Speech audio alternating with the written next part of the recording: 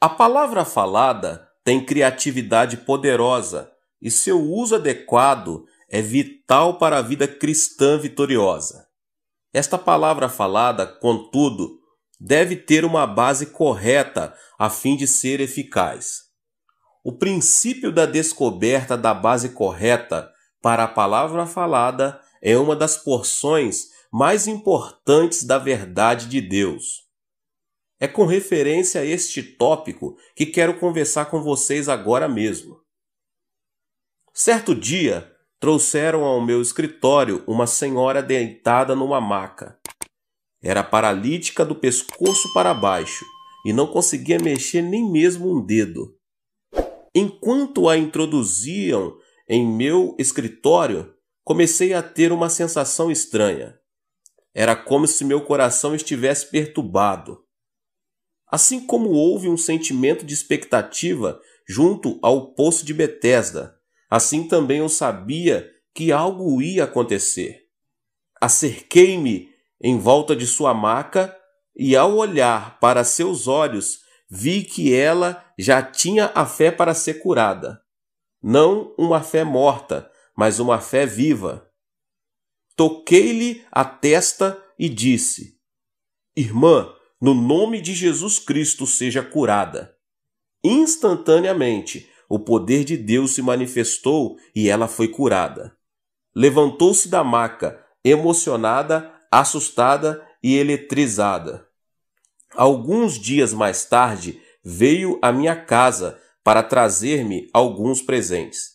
Ao entrar em meu escritório, perguntou: Será que eu podia fechar a porta? Sim, respondi. Feche a porta. Então ela se ajoelhou perante mim, ainda espantada de sua cura, e disse: Senhor, por favor, revela-te a mim. És tu o segundo Jesus encarnado? Sorri. Querida irmã, você sabe que tomo 3 refeições por dia, vou ao banheiro e durmo todas as noites. Sou tão humano quanto você. E a única maneira pela qual sou salvo é por intermédio de Jesus Cristo. Esta senhora tinha recebido uma cura tão miraculosa que a notícia se espalhou rapidamente. Logo depois, uma senhora rica veio à minha igreja, também trazida em uma maca. Tinha sido cristã por muito tempo e servido como diaconisa de sua igreja. Ela tinha decorado passagens e mais passagens acerca da cura divina. Eu sou o Senhor que te sara. Êxodo 15, 26. Pelas suas pisaduras fomos sarados. Isaías 53, 5. Ele mesmo tomou as nossas enfermidades e carregou com as nossas doenças. Mateus 8, 17. E esses sinais hão de acompanhar aqueles que creem. Se impuser as mãos sobre os enfermos, eles ficarão curados. Marcos 16, 17, 18. De modo que orei por ela com todo o meu poder, mas nada aconteceu. Então gritei, repetindo as mesmas orações para a cura. Usei a palavra de Deus, até mesmo pulei, mas nada aconteceu. Disse-lhe que se levantasse pela fé.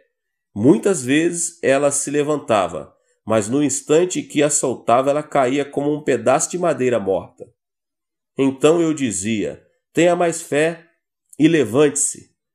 Ela se levantava de novo e de novo caía. Então me dizia que ela tinha toda a fé que há no mundo, mas sua fé não funcionava. Fiquei muito deprimido e logo ela começou a chorar. Ela dizia: Pastor Chu, o Senhor tem preconceitos contra mim. O Senhor amava tanto a outra mulher que a curou, mas o Senhor realmente não me ama, de modo que ainda estou doente. O Senhor tem preconceitos. Irmã, respondi, eu fiz tudo. Você mesma viu.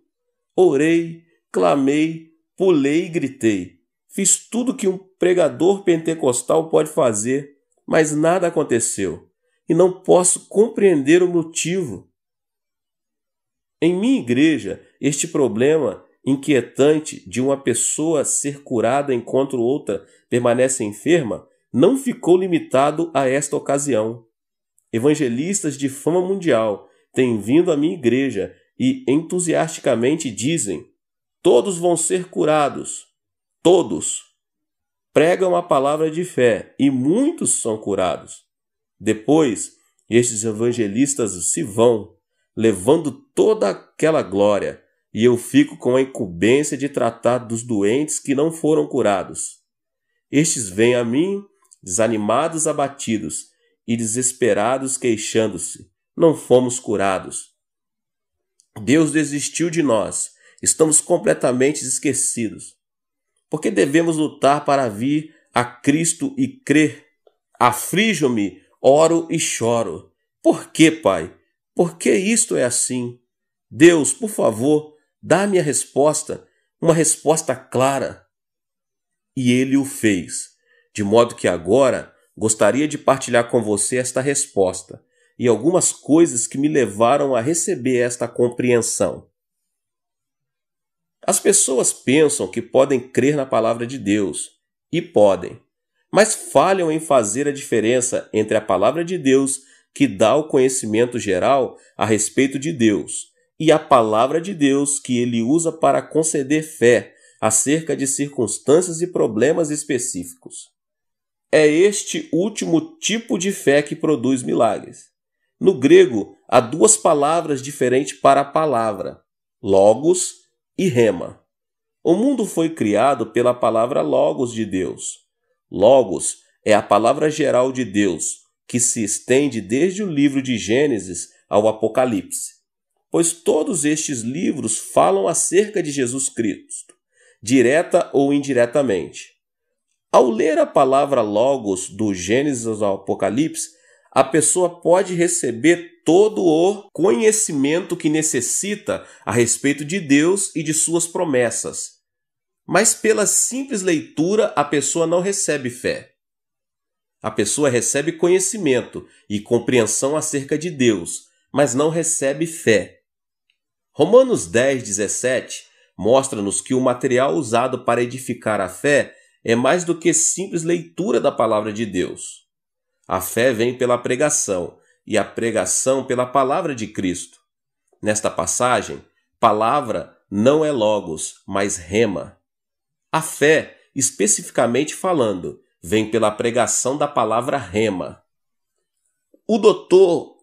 Ironside define em seu lexo grego a palavra logos, a palavra dita de Deus, e rema, a palavra dizente de Deus. Muitos eruditos definem a ação de rema como se o Espírito estivesse tomando alguns versículos da palavra de Deus e vivificando com eles uma determinada pessoa. Eis minha definição de rema. Rema é uma palavra específica, dado a uma pessoa específica em uma situação específica. Certa vez, na Coreia, uma senhora provia grandes concentrações para a juventude na montanha de Sangar. Essa senhora tinha um grande ministério. Quando se punha de pé e pregava, as pessoas viam à frente e caíam ao solo como se tivessem sido atingidas pelo raio, tocadas pelo poder do Espírito. Muitos eram os jovens que participavam das suas reuniões. Nesta ocasião, essa senhora realizava reuniões juvenis em Sangar, e milhares de jovens compareciam todas as noites. Durante a semana da campanha choveu muito, e todos os rios transbordaram. Um grupo de jovens desejava assistir ao culto certa noite. Chegando à margem do rio, perceberam que as reuniões estavam sendo realizadas no povoado do outro lado. Mas o rio estava muito cheio e não havia pontes nem barcos por perto. Os jovens se desanimaram. 3 moças disseram: "Por que simplesmente não entramos no rio? Pedro andou sobre as águas, e o Deus de Pedro é o nosso Deus, e o Jesus de Pedro é o nosso Jesus, e a fé que Pedro tinha é a nossa fé." Pedro creu, e devemos fazer o mesmo. Vamos andar sobre o rio. O rio estava muito cheio e a correnteza estava forte. As 3 moças se ajoelharam, deram-se as mãos e citaram a Escritura, mencionando Pedro caminhando sobre as águas. Disseram a todos que iriam repetir o milagre. À vista de todos os demais jovens, entraram resolutamente nas águas. Afundaram-se imediatamente. 3 dias mais tarde, seus corpos foram encontrados flutuando no mar. Esse triste incidente teve repercussão em toda a Coreia. Os jornais não cristãos atacaram a fé. Traziam manchete como estas: o Deus dos cristãos não pode salvá-los. Ou, por que seu Deus não respondeu às orações da fé? Como resultado desta ocorrência, os incrédulos tiveram um dia de triunfo e a igreja cristã experimentou a derrota e o desapontamento geral. Muitos sentiam-se deprimidos e desalentados e não tinham como responder aos escárnios e acusações. O caso das moças que se afogaram transformou-se em assunto de conversas por toda a Coreia e muitos cristãos sinceros perderam a fé. Diziam: essas moças creram exatamente como nossos ministros têm ensinado, exerceram sua fé. Dos púlpitos, nossos pastores constantemente instam que exercitemos com audácia a nossa fé na palavra de Deus. Essas moças fizeram justamente isso. Então por que Deus não respondeu? Deus Jeová não deve ser um Deus vivo. Esta não deve passar de uma religião formalística e nos envolvemos com ela. Que resposta daria você a essas pessoas que estavam dizendo essas coisas?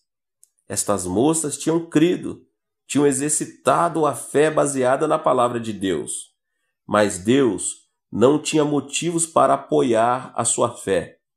Pedro nunca andou sobre as águas por causa da palavra Logos, a qual provê informação geral acerca de Deus. Pedro pediu que Cristo lhe desse uma palavra específica. Disse ele: se és tu, Senhor, manda-me ir ter contigo por sobre as águas. Respondeu Jesus: vem.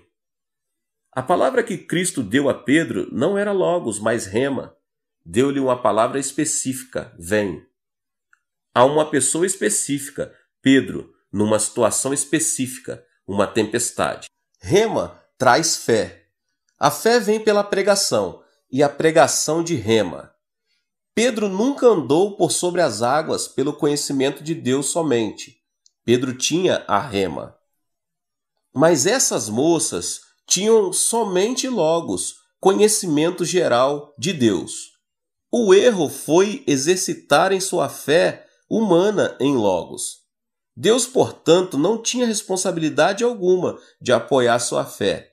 E a diferença entre o modelo pelo qual estas moças exercitaram sua fé e a maneira de Pedro exercitar sua fé é tão grande como a noite do dia.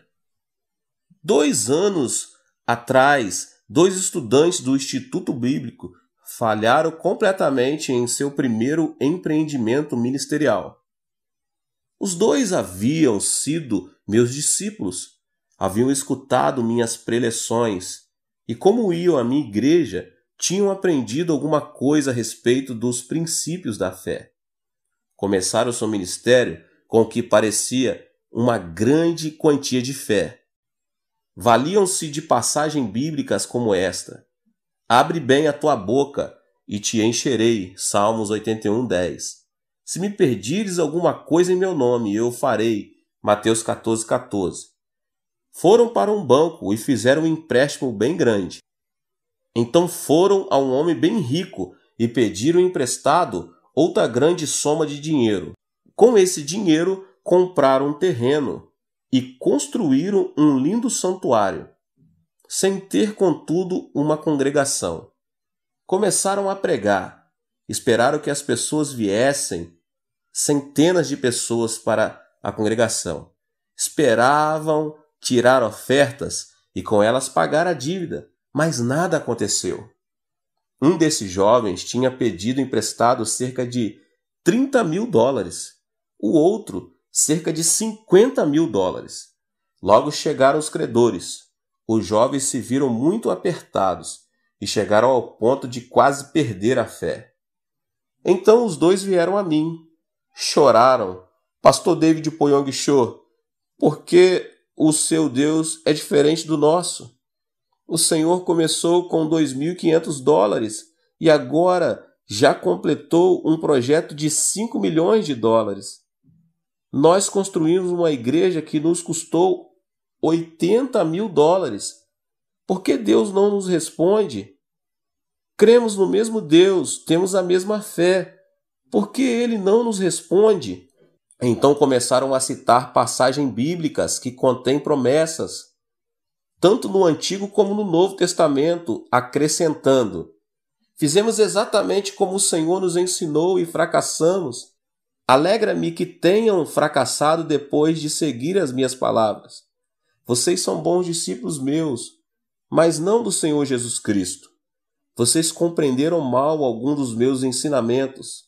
Comecei a obra de minha igreja dirigido por Rema, não por Logos. Deus falou claramente ao meu coração, dizendo: levanta-te, vai e edifica uma igreja para 10.000 pessoas. Deus colocou sua fé em meu coração e eu fui, e um milagre ocorreu. Mas vocês saíram simplesmente com Logos, conhecimento geral a respeito de Deus e de sua fé. Portanto, Deus não tem responsabilidade alguma de apoiá-los, embora o ministério que vocês realizavam fosse para o Senhor Jesus Cristo. Irmãos e irmãs, por meio de Logos vocês podem conhecer a Deus, podem adquirir compreensão e conhecimento a respeito dele. Mas Logos nem sempre se transforma em Rema.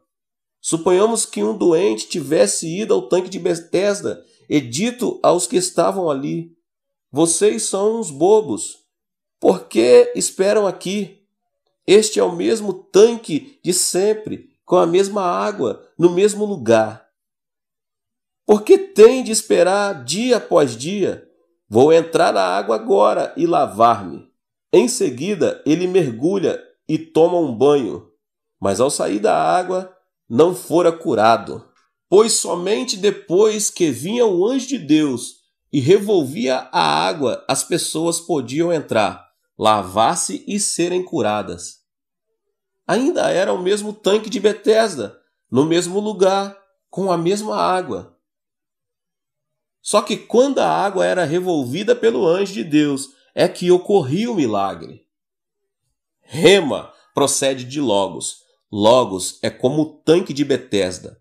Você pode ouvir a palavra de Deus e pode estudar a Bíblia, mas somente quando o Espírito Santo vem e aviva uma passagem ou passagens das Escrituras ao seu coração, queimando-as em sua alma e dando-lhes a conhecer como aplicá-las diretamente à sua situação específica, é que logo se transforma em Rema. Se você nunca tem tempo de esperar na presença do Senhor, então o Senhor nunca confirmará a palavra de que você tanto necessita em seu coração.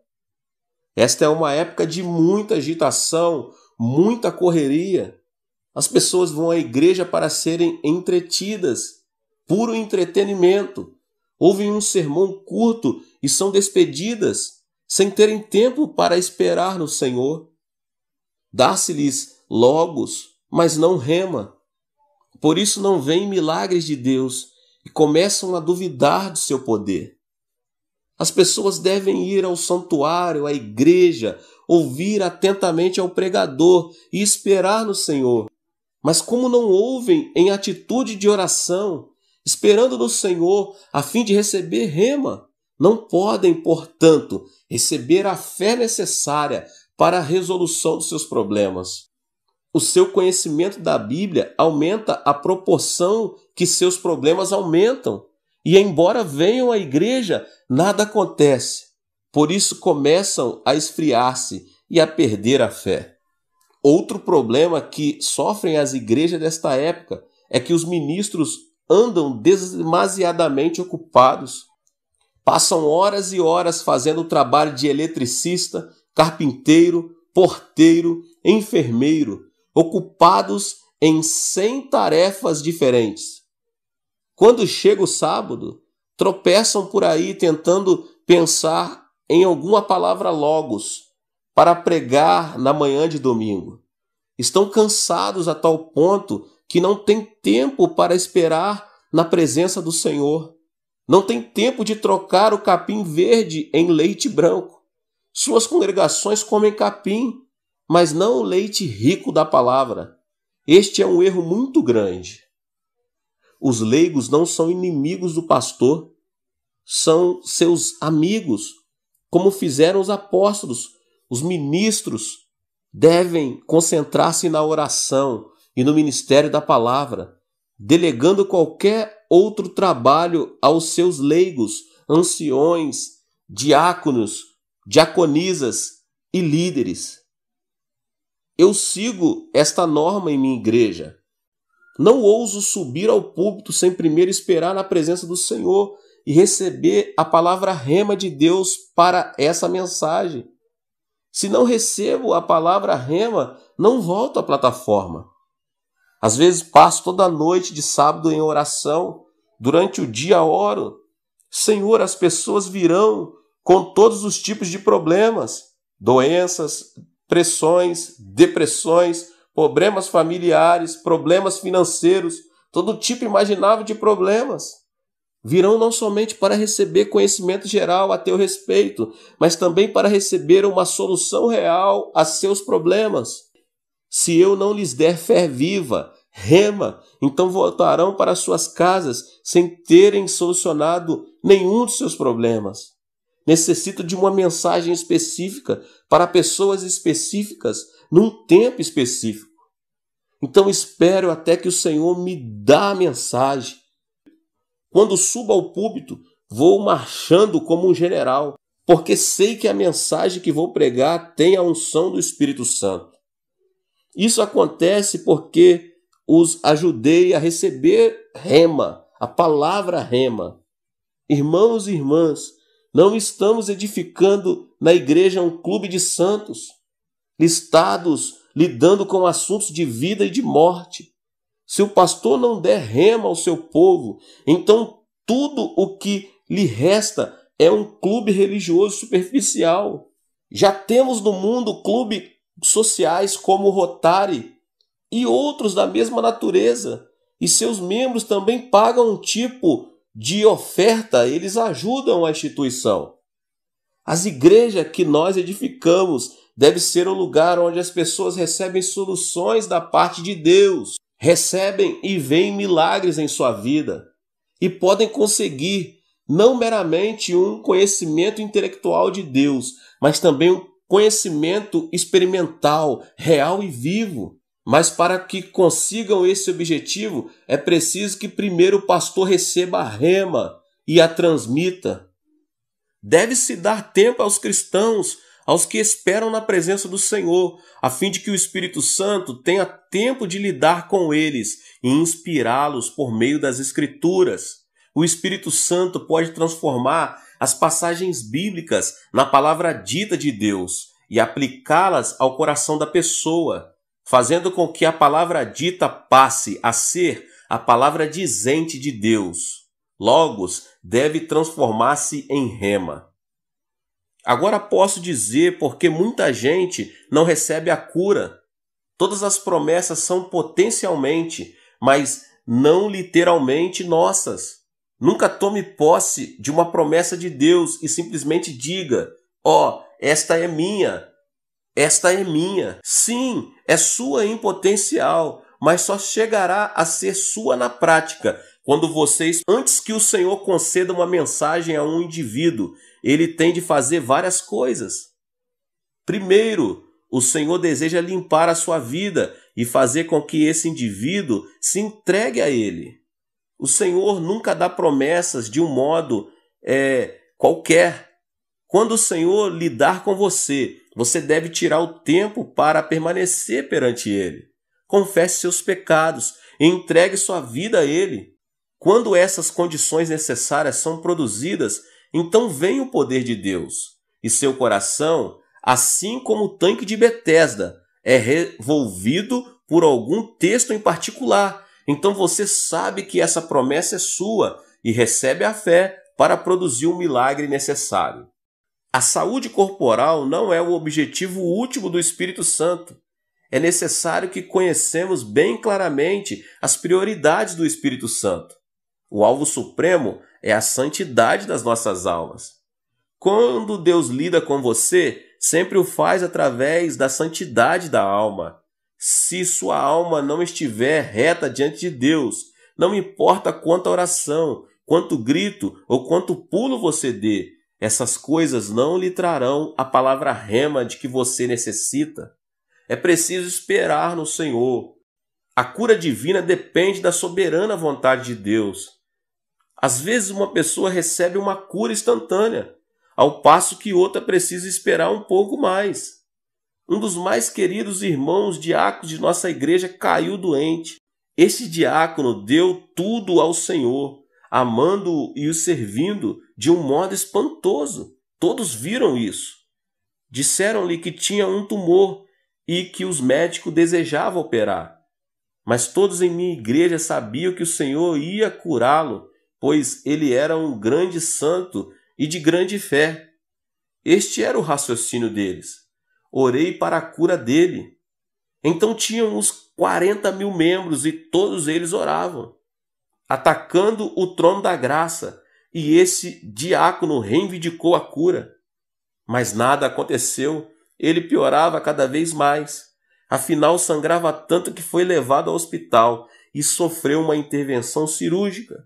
Muitos de nossos membros estavam preocupados e reclamavam: onde está Deus? Porque Deus o está tratando dessa maneira. Mas louvei a Deus, pois eu sabia que tinha algum propósito específico no que estava acontecendo. Ao ser hospitalizado, ele começou a pregar o evangelho a todos com quem entrava em contato. Em breve, todo o hospital sabia existir um Jesus vivo e que seu representante estava ali naquele hospital. Médicos, enfermeiras e pacientes eram salvos todos os dias. Então os membros de nossa igreja se alegraram dizendo: louvado seja Deus! Foi melhor que ele se hospitalizasse do que tivesse recebido a cura instantaneamente. Deus mostrou que a sua prioridade era a cura eterna das almas e não a cura terrena do corpo físico.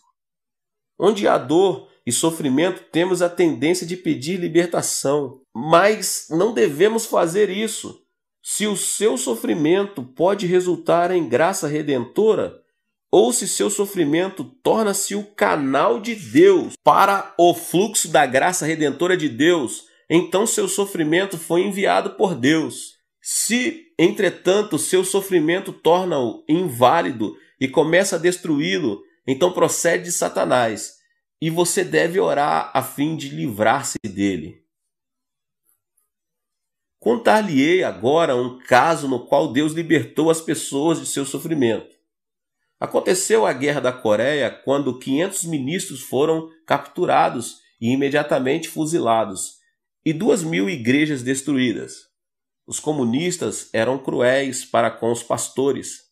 A família de certo ministro foi capturada em Incheon, na Coreia, e os líderes comunistas submeteram-nos aos que chamavam de Tribunal do Povo. Os acusadores diziam: este homem é culpado de cometer este tipo de pecado, e por este pecado deve ser castigado. A única resposta que recebiam era um coro unânime de voz dizendo: sim, sim. Desta vez cavaram um grande buraco, colocaram o pastor, sua esposa e vários de seus filhos dentro dele. Então o líder falou: todos estes anos o Senhor tem desviado as pessoas com a superstição da Bíblia. Se desejar agora tratar-se perante o povo aqui reunido e arrepender-se da sua má conduta, então o Senhor, sua esposa e seus filhos serão libertos. Mas se persistir em suas superstições, toda a sua família vai ser enterrada viva. Tome sua decisão. Todos os seus filhos começaram a chorar, dizendo: pai, pai, pensem em nós. Imagina a situação desse homem. Se você estivesse em seu lugar, o que teria feito? Sou pai de 3 filhos e chegaria quase a preferir ser lançado ao fogo do inferno a ver meus filhos serem mortos. Este pai estava profundamente abalado. Levantou a mão dizendo: sim, sim, faloei, vou denunciar, minha. Mas antes de poder terminar a frase, a esposa tocou-lhe o lado dizendo: diga não. E dirigindo-se aos filhos, essa valente mulher disse: calem-se, filhos. Esta noite vamos jantar com o Rei dos Reis e Senhor dos Senhores. Então começou a cantar o hino no celeste porvir. Seus filhos e marido acompanharam no cântico enquanto os comunistas começaram a enterrá-los. Logo as crianças estavam enterradas, mas até que a terra lhes chegasse ao pescoço, continuavam a cantar e o povo a olhar. Deus não os livrou, mas quase todos que viram a execução tornaram-se crentes. Muitos são membros de minha igreja. Mediante seu sofrimento fluiu a graça da redenção. Deus enviou seu único filho a fim de ser crucificado na cruz, para que o mundo pudesse ser salvo e redimido. Esse é o objetivo último de Deus, a redenção de almas. De modo que quando a pessoa desejar a cura divina ou uma resposta dos altos, focalize a vista através das lentes do último objetivo, a redenção de almas. Se perceber que seu sofrimento realiza mais redenção do que sua cura, então não peça libertação, mas Deus lhes dê força a fim de perseverar. Nem sempre é fácil fazer distinção entre o sofrimento ocasionado por Satanás, do qual Deus deseja livrá-lo, e o sofrimento que Deus pode usar a fim de fazer com que o fluxo da graça redentora continue a fluir. A fim de tomar esse tipo de decisão, é preciso que a pessoa espere no Senhor e conheça a sua vontade. Não se desanime e ande à procura de oração de um evangelista famoso após outro. Mas mediante a oração, jejum e fé, deixe que Deus lhe apresente sua vontade. Quando o Espírito Santo aviva logos da Escritura ao seu coração, concede-lhe uma fé miraculosa. Você sabe que a passagem bíblica não mais pertence à palavra dita de Deus, mas transforma-se instantaneamente na palavra dizente de Deus para você. Então você deve firmar-se nessa palavra, seguir em frente e praticá-la, embora não possa ver nada.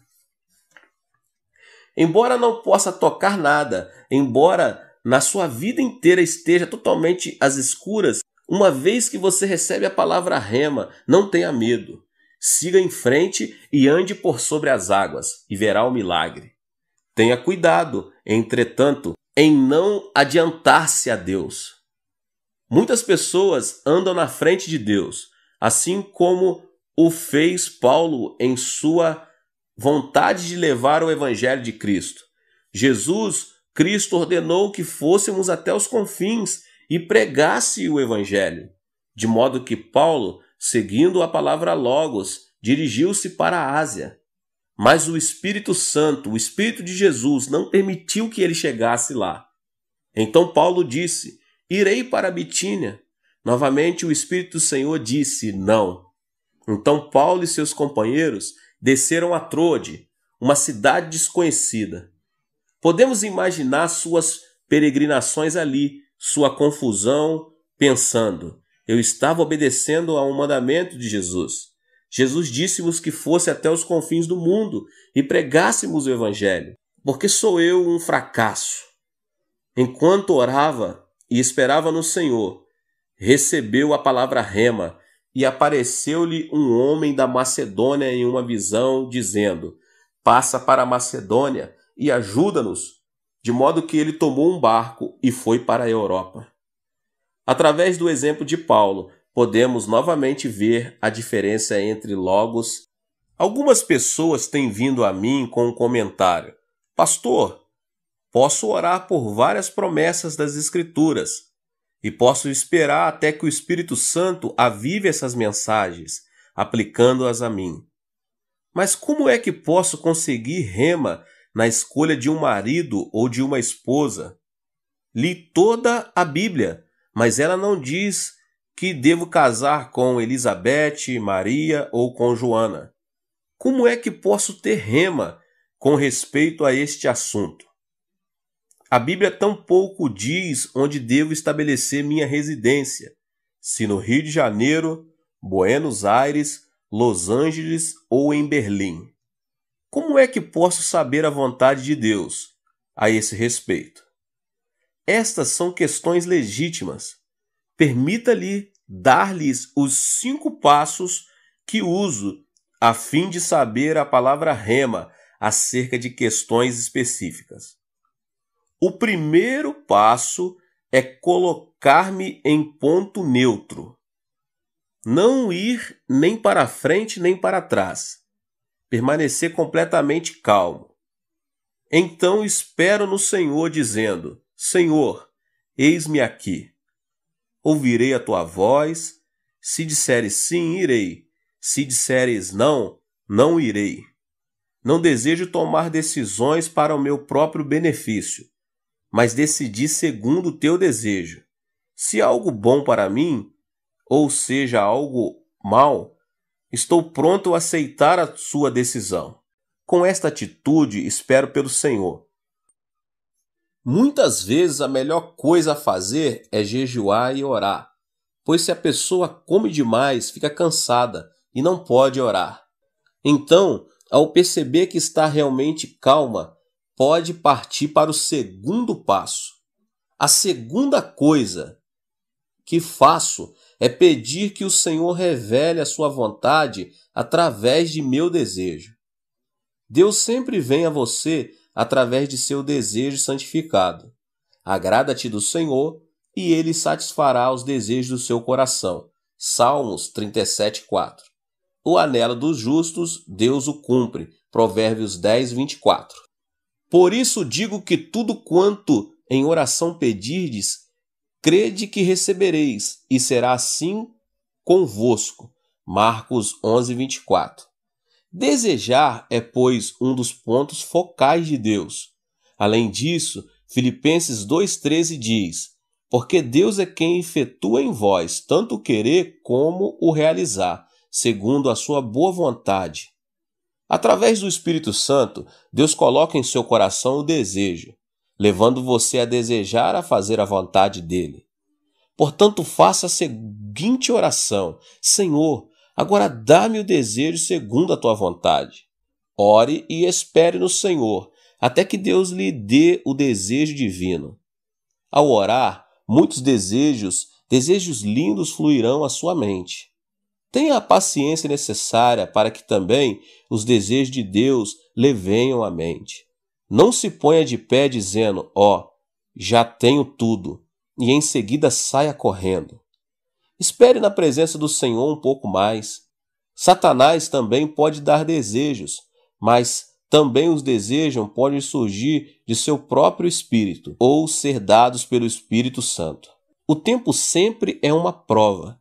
Se esperar com paciência, seu próprio desejo e o desejo de Satanás tornar-se-ão cada vez mais fracos, mas o desejo do Espírito Santo cada vez mais forte.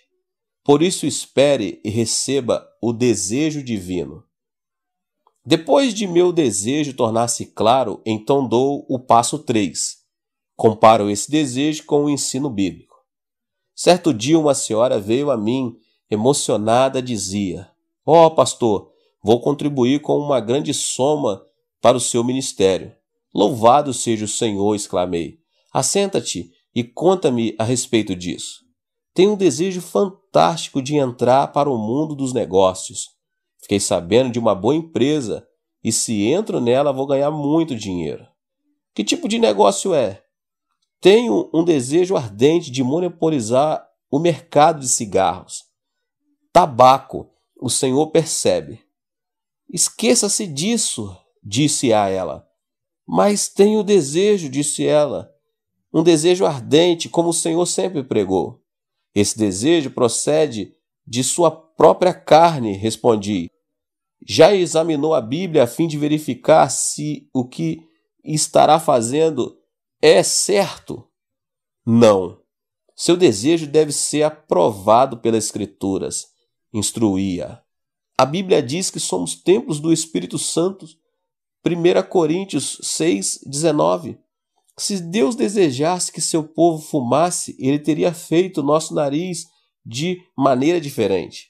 Chaminés devem dar para cima e não para baixo.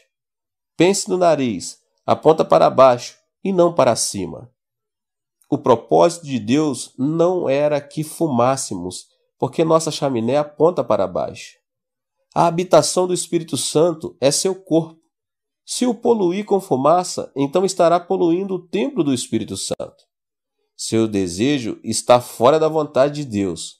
Seria melhor que simplesmente se esquecesse desse novo negócio.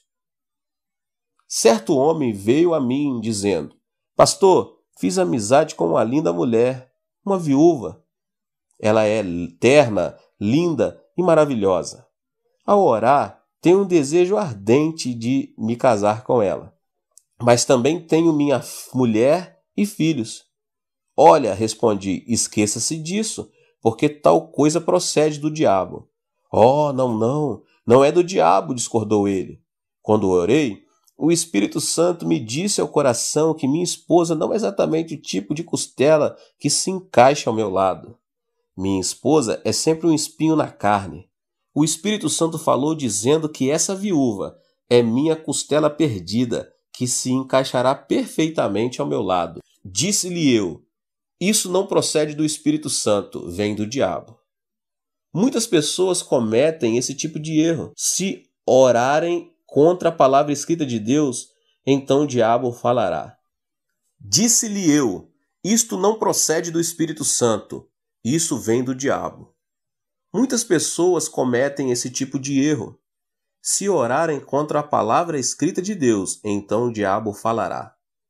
O Espírito Santo jamais contradirá a palavra escrita de Deus. Esse homem não me deu ouvidos, divorciou-se de sua mulher e casou-se com a viúva. Agora é o mais infeliz de todos os homens. Descobriu que sua segunda costela era ainda pior do que a primeira. Todos os nossos desejos devem, portanto, serem examinados à luz das Escrituras. Se você não possuir a autoconfiança de fazer isso, então vá ao seu ministro ou pastor. Depois de examinar o desejo à luz da palavra, dos ensinamentos de Deus, então eu estou pronto para o quarto passo: pedir um sinal de Deus, tirado de minhas circunstâncias.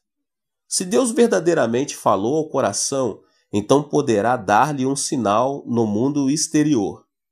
Quando Elias orou 7 vezes pedindo chuva, recebeu um sinal do céu.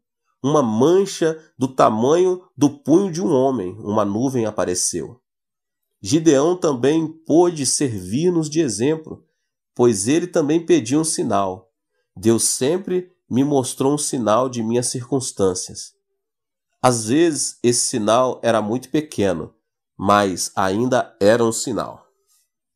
Depois de receber o sinal, então, o quinto passo e final.